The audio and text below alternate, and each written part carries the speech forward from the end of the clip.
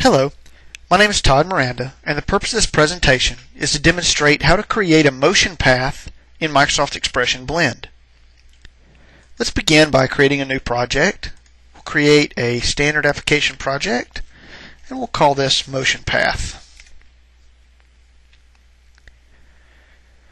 Well, since we're doing animation, we need an object to animate. So let's create a small square. We'll pretend that's a cube. And let's go to Properties, Fill. Let's make a linear fill, or linear gradient fill. And we'll go from red to yellow. And we'll modify this gradient a little bit like that. Okay, so there's our cube. And now we're going to create an animation. Normally, if we created an animation, we could transform or translate this rectangle from this point to this point, and we'd have a linear or straight path from point A to point B. We're going to create a motion path, which means that we can define the path that our rectangle will take along the animation. So let's create a new timeline. We'll call this My Timeline. And let's go over here and let's create an elliptical motion path.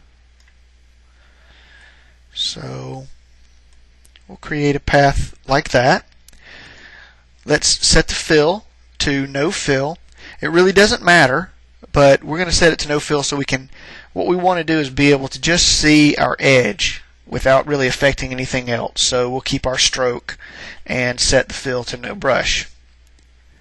Alright, now that we have our ellipse, we want to go to Object, Path, and we're going to do Convert to Motion Path.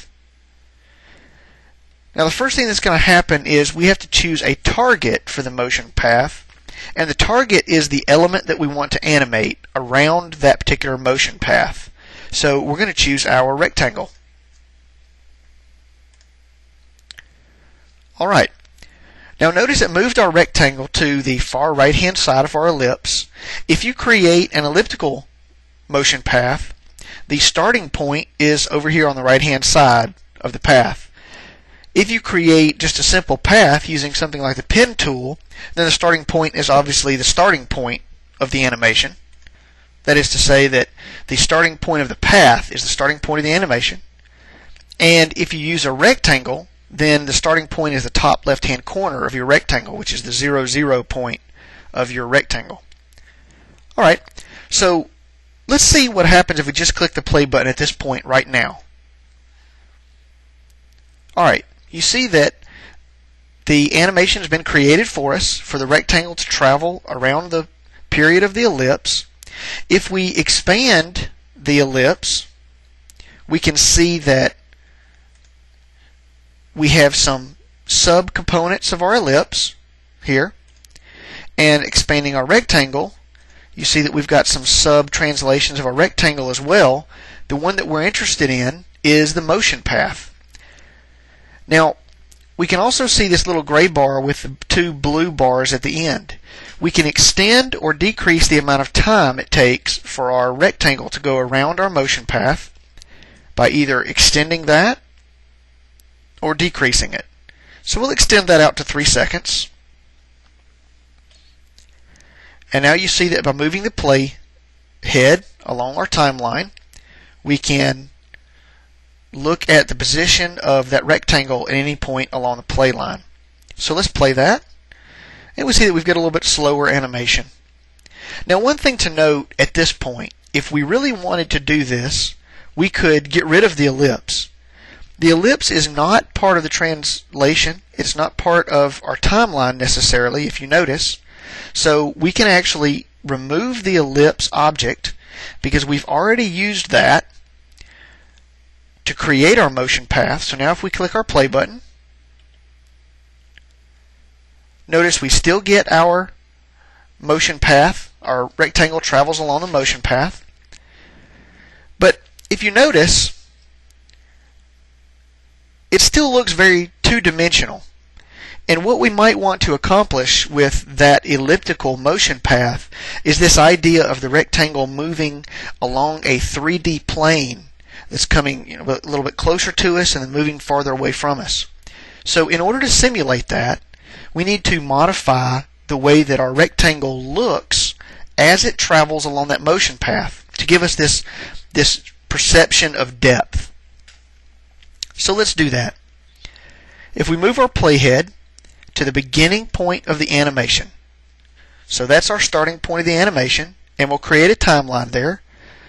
First we need to select our rectangle, and then we'll create a keyframe at that point, so that records the position and the state of our rectangle at that point.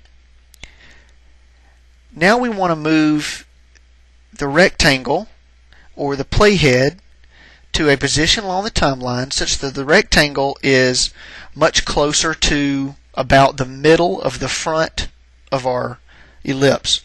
Now if this were a 3D pane, as the rectangle comes towards the front of the ellipse, it would actually be closer to us. So at this point, since we moved our playhead to this point, we're going to go over here to our transform pane, and we're going to choose the scale transform, and we're going to transform this to be 1.3 times as large in the X and 1.3 times as large in the Y. Alright, so let's move to our next point on our timeline, and the next point is back to the exact opposite position that it was when it started over here, and at that point it would be back to the same size, so back to a scale of 1. So we change our scale back to 1 at this point.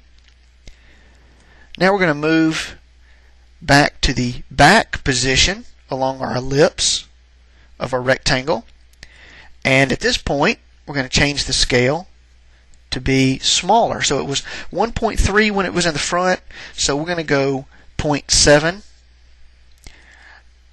in the back. So that gives us a proportional size difference from the front to the back and from side to side.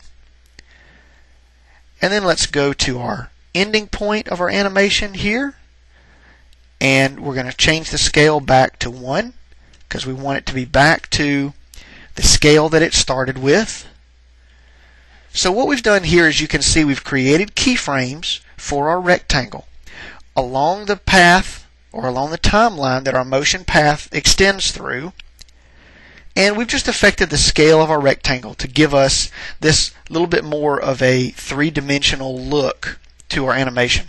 So let's click the play button and see how that looks. So you can see that we've got the idea here now of some perspective and some depth to our animation.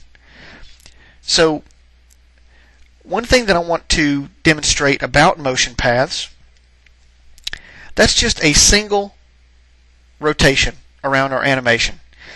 Let's stop our timeline recording, and let's change the event that kicks off that timeline to be the rectangle having the mouse enter event raised, and that'll begin the translation. Let's run the project.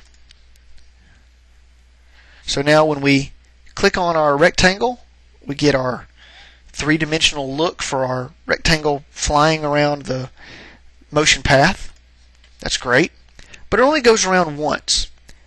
So we can go down to our motion path, we can right-click on motion path, and we can do edit repeat count. And we can change the number of times that the animation will continue. We can change the number of times that it repeats. So we'll change this to 2. But I want to bring something out. So let's run this again. Now when we hover over our rectangle, you'll see that the first time around we got that 3D perspective. There's the 3D perspective. The second time around, there is no perspective. So things don't change the second time around. So that's something to note when we've generated keyframes, that correspond to certain times along the timeline, and then we increase the repeat count of our motion path, what that really does is it really extends the motion path to take that much longer around the motion path that we created. So the animation now takes twice as long, but it really doesn't replicate this block of time over and over. It really extends the motion path time out to be twice what it was originally. So take that into account if you use the edit repeat count function, that if you have keyframes in here that correspond to that motion, you've got to either duplicate those keyframes or start this animation over again. But bottom line is, we see how easy it is to create a motion path in Microsoft Expression Blend, have an object animate around that rotation, around that motion path, and since we've chosen an elliptical motion path, we can even do some scale transform animations to make our rectangle have some perspective and actually look like it's in a 3D plane going forward to backward around that elliptical motion path.